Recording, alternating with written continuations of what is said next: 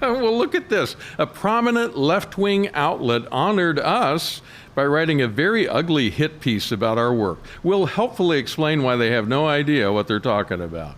Hi, I'm Stuart Shepard, and this is First Liberty Live. Thank you for liking and sharing our videos and helping get the word out about our concerns for religious freedom in America. You're an important part of this process, and we do appreciate you. We're coming to you live from our First Liberty headquarters here in the Dallas area, so greetings as we talk to you as it happens. It's kind of cool when we get to do that. Jeff Mateer is our EVP and Chief Legal Officer here at First Liberty. Hi, Jeff. Hey, Stuart. I wanted to get your reaction to this article. It's in a weird way, it ends up being complimentary about the work that we do, and they actually get a few things right, and we'll give them kudos for that along the way. It's not posted from Babylon Bee? There are parts of it you would think are. Slate is the outlet we're talking about. It's an outlet that people on the left like to read and quote, and here's the article, and it's got an inadvertently let me say it this way. It's an intended to be provocative headline. The headline is, "The religious right isn't hiding what it's doing in the courts." Explain why that is a silly headline. I mean, it does seem like something from Babylon Bee. It does. Right? Because you can't hide things you do in publicly filed documents, public court actions. It's just inconceivable. I mean, so when we file a lawsuit, it's pretty public. We're not hiding. When we do a press release about a lawsuit, we're not hiding. When the briefs aren't hidden, the arguments are there. They probably need some new headline writers. Right, yeah, they were clearly trying to get people's attention, like we are trying to do this sneakily somehow, but not anymore. We're not hiding anymore, so that's good. The article's an interview with a couple of people. One is the person who heads up Americans United for Separation of Church and State, a group we've known for a very long time.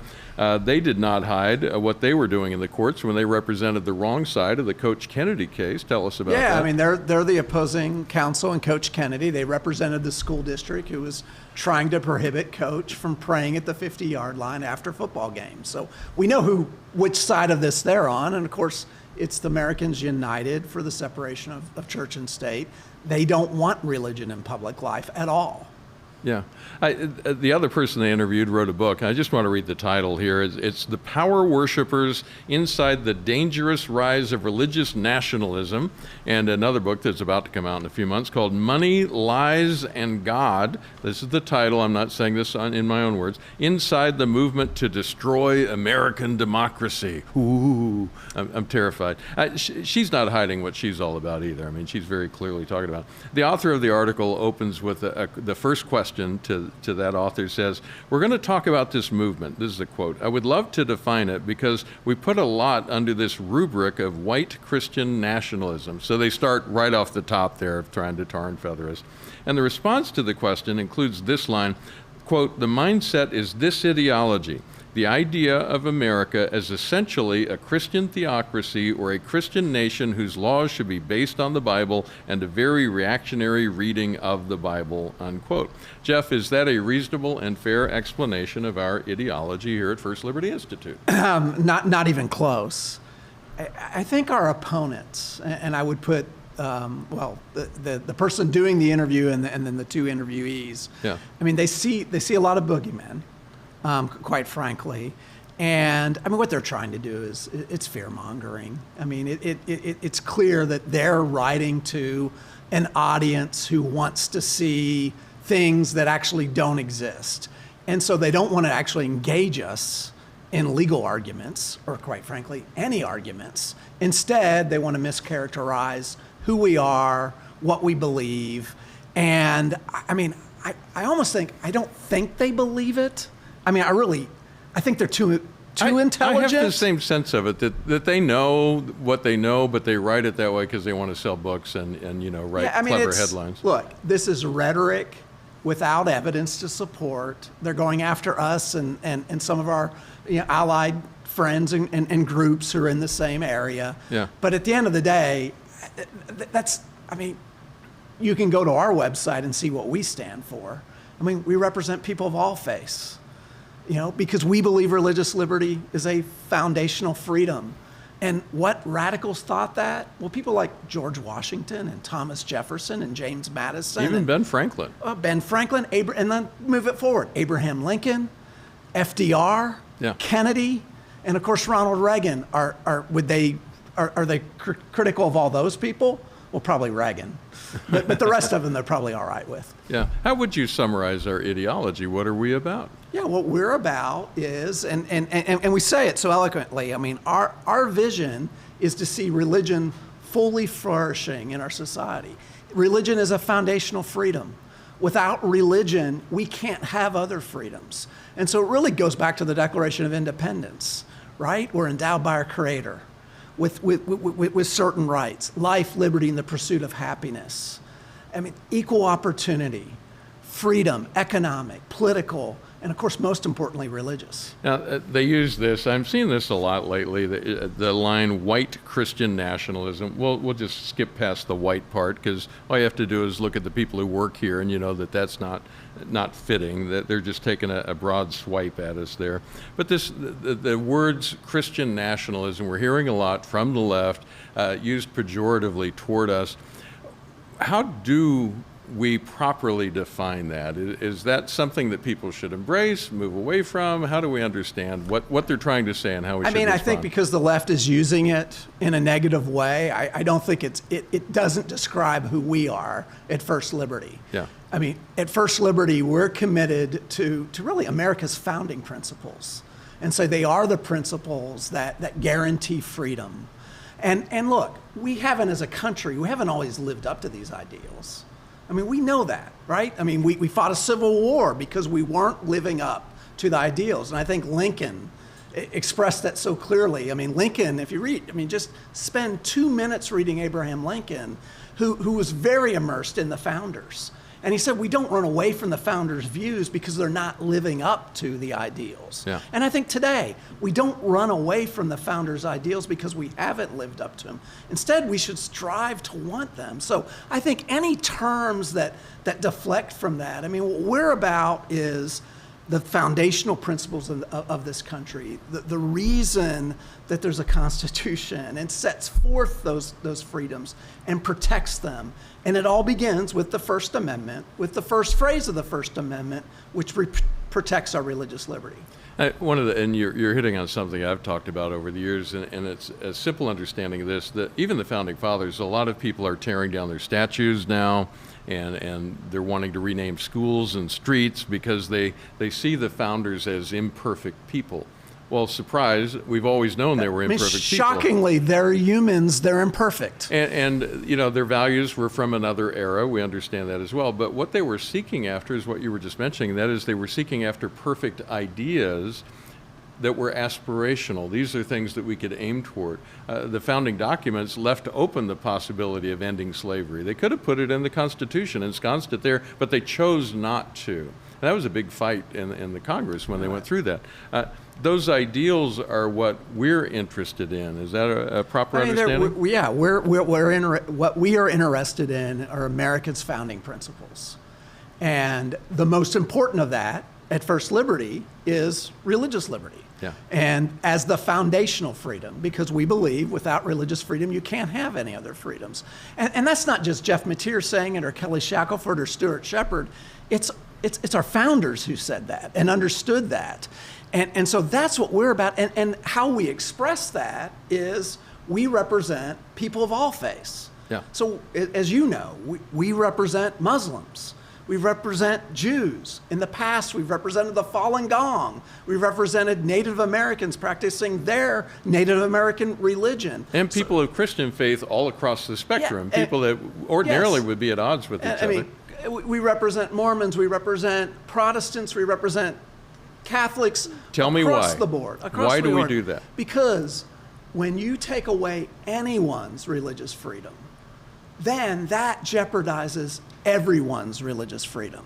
Now, I can be a Protestant evangelical Christian, but I will sit and defend a Jewish person or a Muslim person or a Buddhist or you name it, because if they're attacking them, I'm certainly next. Yeah.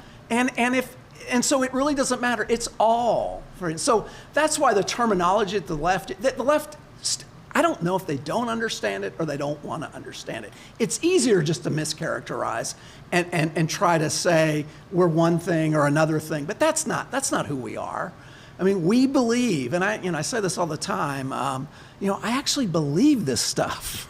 It's not a game. Right. Like, I truly believe that our freedoms, they start with religious liberty. And when we take away religious liberty, look, political freedom is next. Economic freedom will follow. And I don't just have to say that. I can just look at what happened in Eastern Europe. Yeah.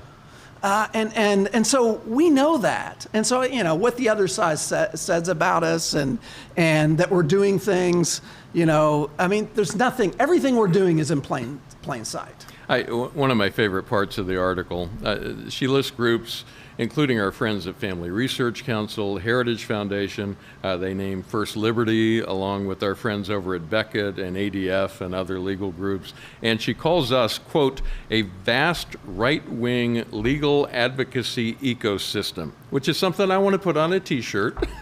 I'm part of the vast right-wing legal advocacy ecosystem. Would you wear that shirt? I don't know. I don't know, to be honest. I mean, again, they love to make their characterizations. The left has its legal groups working on the issues that they care about, and thus us right of center groups and us, in our sphere committed to religious liberty. I mean, we're working on religious liberty cases. That's what we do. And what we want to do is protect people's free exercise of religion. I mean, we care deeply about that. And we want to return this country to a view in which the view that the founders had in the original understanding of the Constitution. There's another quote in there, and I'm just lifting it out. It's from the head of Americans United. She says, if you believe that rights are God-given instead of given by the people. It's just a fragment of a thought, but there's a lot in there that I'd like you to unpack. Yeah, I mean, this to me is a fundamental difference that we have with those on the left, because they believe, as this quote says, they believe that the rights are given by the people. Which means by the government, ultimately. By the people, yes. Yeah. And guess what? If someone can give, if a person can give you a right, guess what? They can take it away.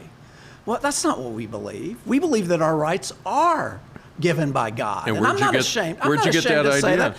It's a radical idea. Do you know where it came from? That's what I'm asking. It came from Thomas Jefferson in the Declaration of Independence, who said, we hold these truths to be self-evident, that all men are created equal, that they are, now get this, endowed by their Creator. With a capital C. With a capital C, with certain unalienable rights, that among these are life, liberty, and the pursuit of happiness. So this isn't a radical, and Jefferson didn't think of that himself. That comes from his study of others like Locke and others. Yeah. And so to say that we believe that rights are God-given, I'm proud to say that, because that means they can't be trampled upon. Right. And so they're higher, they're more important than if just a man or a woman gave them to us, because that man or woman could take it away. You can't take away what God has given. Deep down in the interview, there's this quote that weirdly is complementary to the work that we do here at First Liberty. And she's talking about the movement at large, but just listen to this. It's a long quote, but you'll understand where I'm going. Quote, the movement is extremely strategic, very patient. I think the key to their success is that long-range thinking and their strategy. From the very beginning, they set about picking the right cases to bring to the right courts, and they created these novel legal building blocks that would sideline and in some cases obliterate the Establishment Clause. Ooh. Well, Jeff, it strikes me that what she's calling novel legal building blocks, we call the Bill of Rights. Yeah, the Constitution. I mean, I was with her up until they used novel legal building blocks. But the rest of it seems true, right? I mean, I take it as a compliment. I hope that we're strategic in the cases that we bring. I hope that we're strategic in the arguments that we make. And so in that, yes, I mean, I agree with her. But our arguments are the arguments that the founders would have been very proud of and very used to. And actually, they're the arguments that for really until the 60s, 70s, at least in the religious liberty area, were the winning arguments. And it was actually cases that went against what the founders believed that we're now in the process, like in our Coach Kennedy case or Gerald Groff case, that having bad precedents overturned to create new precedents that actually follow our American founding principles. And the other sense that she got there, which is absolutely true, this isn't a 100-yard dash. I mean, the road to the Supreme Court is long. It takes a lot of diligence, a lot of perseverance. There are a lot of deadlines to make that if you miss, you blow up the whole thing. That's part of our strategy, too. We're willing to go the long haul. Well, we are, and we're willing, and fortunately, we're able to have great clients like Coach Kennedy and Gerald Groff who hang in there, who are willing to fight and fight. Even when they lose, they continue to fight. So this is not, I tell people all the time, our work is not the 50-yard dash or the 100-yard dash. It's a marathon. Yeah. Anything else you'd like to share before I let you go? I appreciate your insights. Again, and I appreciate getting to say it, but I think you don't. I've learned this a long time ago. You don't believe everything you read. Yeah. You check it, and I think when people encounter things like this, and there are labels put on people, where's your evidence to support that? Just don't. Not just rhetoric. But let's actually have the evidence. And one of our good friends, Mark David Hall, who's a professor, has written a book that counters all this. And so, don't just take what the other side is saying. Challenge them, demand that they come forth with their evidence. And I think anybody who wants to know about First Liberty can go to our website at firstliberty.org, see everything about us, and trust me, everything is in plain sight. Nothing's hidden. We know who we are. We know what we're doing. We know what we're about. So criticism like this, it just brushes off. It really doesn't hit at all. Look, I think it's a byproduct of winning. When you start winning cases, then people start targeting you. And there's the military term, when you're over the target, that's when the flak is the heaviest. And I think that's where we are right now. Jeff, I appreciate you. Thanks for making time for us today. Sure, sir. And thank you for watching. If you want to see America's religious heritage defended, what we've just been talking about at some great length, you can make that happen by supporting our work here at First Liberty Institute. Just go to firstlibertylive.com and look for the red donate button, the big red give button up at the top of the page. First Liberty is fighting for what matters most.